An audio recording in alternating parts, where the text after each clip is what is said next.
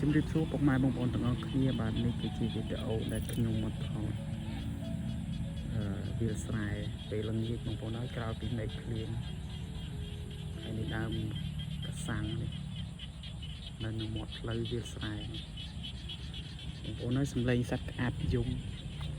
ខ្ញុំលើសំឡេងជិះម៉ូតូលើសំឡេងដល់ពេលអញ្ចឹងចុះមកថតបងប្អូនមើល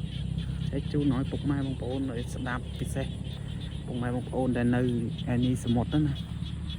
បងប្អូនពុកម៉ែបងប្អូនខ្មែរដែលនៅឯនេះសមុទ្រនេះគឺជាទស្សនវិជ្ជាវាលស្រែដែលអុកអាប់យំពេលក្រោយពេលដែលមេឃភ្លៀងបងប្អូនណា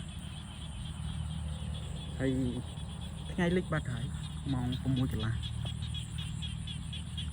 នេះខ្ញុំថតបិទយកគ្រប់ភាពឲ្យប៉ុន្តែបានជាសំឡេងទុកជាអនុស្សាវរីយ៍បងប្អូនទុកជាអនុស្សាវរីយ៍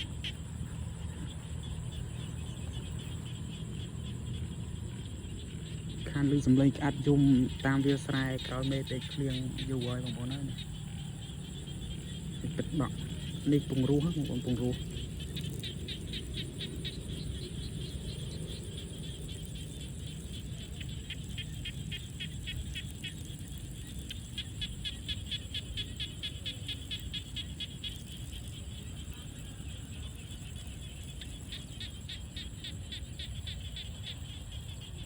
ខ្ញុំថាពុកម៉ែបងប្អូនដែលនៅឯនេះសមុទ្របណ្ដាប្រទេសនានាដែលនៅខាងនេះសមុទ្រពេលឃើញវីដេអូនេះហើយនឹកសំណោះដែរគាត់ដែលឆ្លប់ឆ្លងកាត់ហ្នឹងណាឆ្លងកាត់ទស្សនវិជ្ជាដែលល្ងាចឡើងក្អាត់យំនៅតាមភូមិតាមស្រុក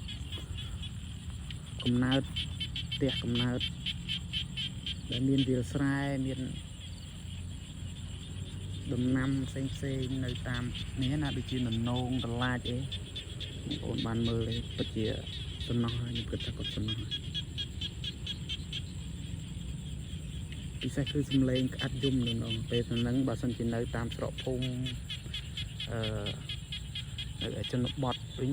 ប្រហែលជាកំពុងតែដុតភ្លើងឲ្យគោដឹកគោចូលក្រោលហើយពពួកភ្លើងពពួកអីចឹងណាដើម្បីការពារសត្វស្អុចមូសខាំសត្វចិញ្ចឹមយើងកាលពីតូចខ្ញុំក៏ធ្លាប់ឆ្លងកាត់ដែរពីកូនអ្នកស្រែកូនកសិករសត្វសុខសាន្តតែម្ដងហើយនេះខ្ញុំមកចូលលើភ្លឺស្រែនេះ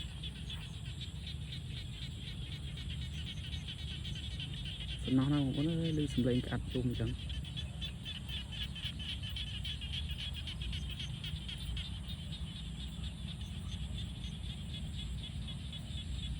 ខ្ញុំជូនវីដេអូនឹងទៅដល់ពុកម៉ែបងប្អូននៅទាំងទីចិត្តទីឆ្ងាយជាពិសេសគឺពុកម៉ែបងប្អូនដែលធ្វើការចំណាក់ស្រុកឃ្លាតពីស្រុកឃ្លាតពីភូមិឋានហើយនោះគឺទស្សនវិជ្ជាដើមថ្នោតពេលថ្ងៃរៀបលិចថ្ងៃជាតិអស់ស្ដងគុតស្រស់ស្អាតទស្សនវិជ្ជាស្រុកខ្មែរយើងបងប្អូនជាមួយនឹងសំឡេងក្អុកក្អាត់នេះគឺជាភ្លៀងធ្លាក់ដើមឆ្នាំគេហៅថាភ្លៀងធ្លាក់ដើមឆ្នាំចូលដល់រដូវវស្សាហើយថ្ងៃនេះថ្ងៃទី7 ខែ 6 ហ្នឹងគឺពាក់កណ្ដាលខែ 6 ហ្នឹងគឺចូលវស្សាហើយសំឡេងក្អាត់ជុំនេះត្រឹមត្រូវជាមួយនឹងថ្ងៃខែដែលជាកសិករយើងចុះស្រែជួររស់ដើម្បីកបការផលដំណាំស្រូវចំកាពះចំជីវិត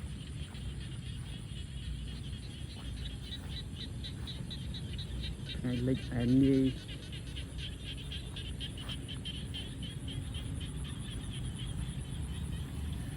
បាទវីដេអូហ្នឹងគឺខ្ញុំសូមបញ្ចប់ត្រឹមហ្នឹងតែម្ដងអរគុណពុកម៉ែបងប្អូនដែលបានទស្សនាបាទកុំភ្លេចជួយ share វីដេអូមួយហ្នឹងទៅចែកជូនមិត្តភ័ក្តិបងប្អូនដែលធ្លាប់ឆ្លងកាត់អនុស្សាវរីយ៍ងាកឡើងស្ដាប់កាត់យំពពួកភ្លើងគោដឹកគោចូលក្រៅអីហ្នឹងត្រូវហើយបងប្អូនអរគុណច្រើនជូនពរពុកម៉ែបងប្អូនសុខភាពល្អស្មារតីល្អទាំងអស់គ្នាបាទ